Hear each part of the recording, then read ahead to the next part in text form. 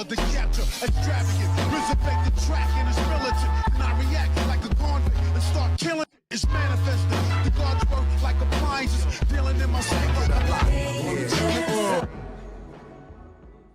Yo, what's going on, guys? So before we get into today's video, just gotta say that today's video is gonna be brought to you by Beautiful Halo. And I gotta say, if you guys want to purchase some really awesome anime merchandise, everything from Boruto / Naruto to Black Clover, My Hero Academia, Dragon Ball, click down in the description box and use my link below in order to do so. It's also a really great way to help support the channel. As a bit of an added bonus, a lot of their anime merchandise, like you saw in the video just now, is on sale right now, and there's free worldwide shipping on anything over $29. But with that being said, let's go ahead and jump into today's video. Yo, what's going on, everybody? It's your boy Naruto Explained here, bringing you guys another discussion for Boruto Naruto Next Generations, the anime. And for those of you guys who have not seen the latest Boruto episode, I highly recommend checking out the actual anime episode that just came out. But with all that being said, though, if you're still here, I'm assuming you've already seen the episode and you don't care about spoilers. So yo, can we take a moment to appreciate the gritty, the dark side of Shikamaru that we saw in this latest episode? And without going into spoilers, this is gonna be really hard, but without going into spoilers, that exchange between Shikamaru and Naruto where they're debating on what's the best course for the village,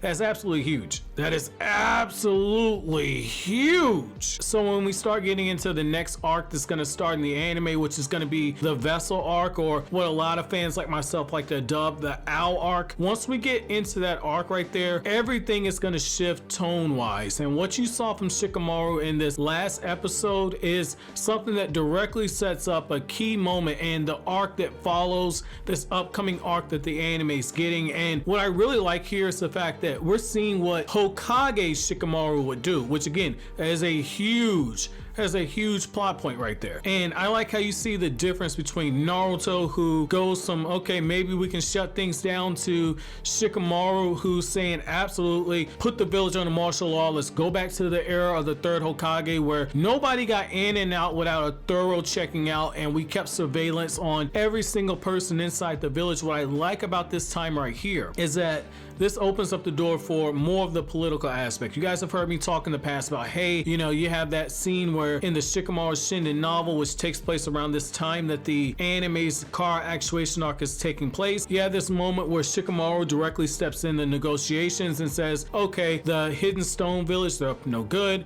I see through all of this. This might start a war, but I gotta snap the necks of the Mizukage and I gotta snap the neck of the Tsuchikage, because these folks are getting ready to start a war. So if war's gonna start, I might as well do it myself. And you have this really good moment where Shikamaru and Sasuke, they have a really cool bonding moment where both of them acknowledge that they go to extremes to protect Naruto, because Naruto is a sunlight for the ninja world and they have to exist in the darkness and do things behind the scenes and step into situations because Naruto still sees the best in people and sees the best possible scenario. And what you saw in this episode here is the first hint of Shikamaru's darkness, because at the end of the day, his teachings from Asuma are ingrained in his head, but it's almost perverted. And the reason why I say almost is I don't think this is something that Asuma would have done, but Shikamaru, if push comes to shove, when it comes to protecting the king, Shikamaru, there's no option that's not on the table. There's always a nuclear option that can be played if it means protecting that next generation, which must be protected and safeguarded at all costs. Naruto feels the same way, but Naruto is a Hokage. Naruto is willing to wait things out, see how things progress, and look for a better alternative that isn't going to turn people off. And so I like here in this moment here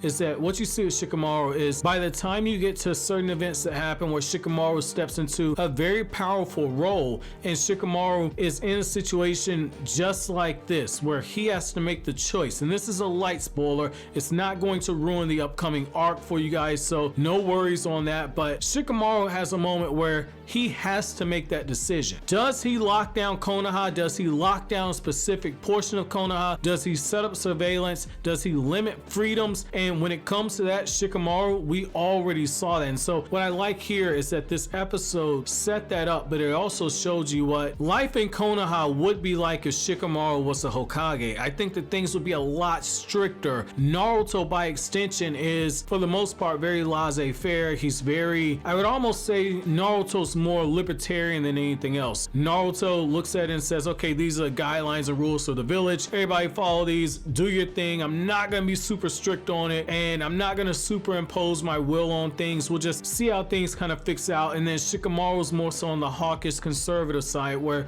Shikamaru looks at it and says, nah, we absolutely have to take care of ourselves first. We'll worry about everything else that's happening in the past. And what's so beautiful about this is that you see how that sternness that Shikamaru has is something that forces Naruto to the point where Naruto has to make those tough decisions. And I think that that's why Naruto and Shikamaru work as an advisor and Hokage combo, because left to his own devices, Naruto, it's gonna take him too long to make that decision to where Naruto makes the best choice for the actual village, because Naruto wants to give everyone that chance to redeem themselves. Shikamaru understands sometimes redemption has to go all the way out the window. Sometimes you have to be in a situation where you make the cold-blooded, calculated decision, and just as Danzo and Hiruzen Sarutobi coexisted for a long time, you're seeing what a perfect relationship between Danzo and Hiruzen would look like if Hiruzen allowed Danzo to be his direct advisor, just how Shikamaru is. And of course, there's that whole thing of Danzo going behind Hiruzen's back and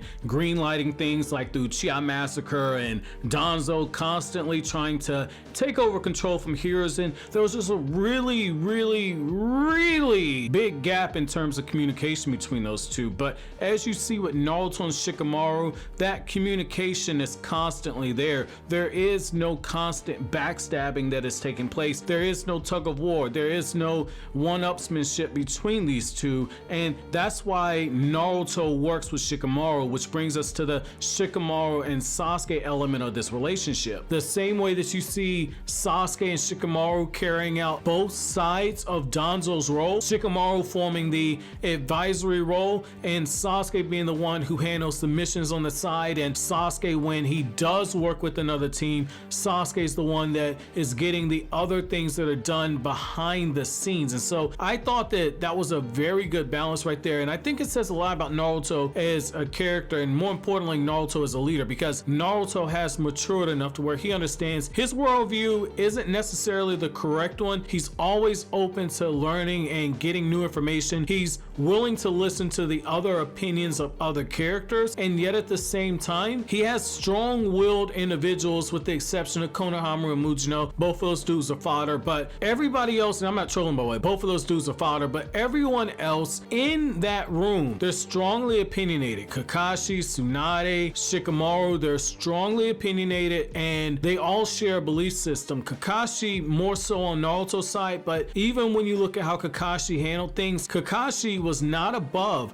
doing things behind the backs of people who shared the same rank as him, or doing things behind the backs of somebody like the feudal lord if he thought it was in the best interest of the village. And so what I like here is that you see how that huge responsibility weighs on Shikamaru's shoulders, and how that huge responsibility weighs on Naruto's shoulders as well. And I think that they make a perfect co-balance in that way. However, I want to know from you guys, how do you guys feel about this darker side of Shikamaru that we saw in this latest episode? Let me know down in the comment section below. But as always, guys, if you like anything I had to say, don't forget to comment, rate, subscribe, and share. Thank you so much for watching all the way to the end. Have an awesome day, guys.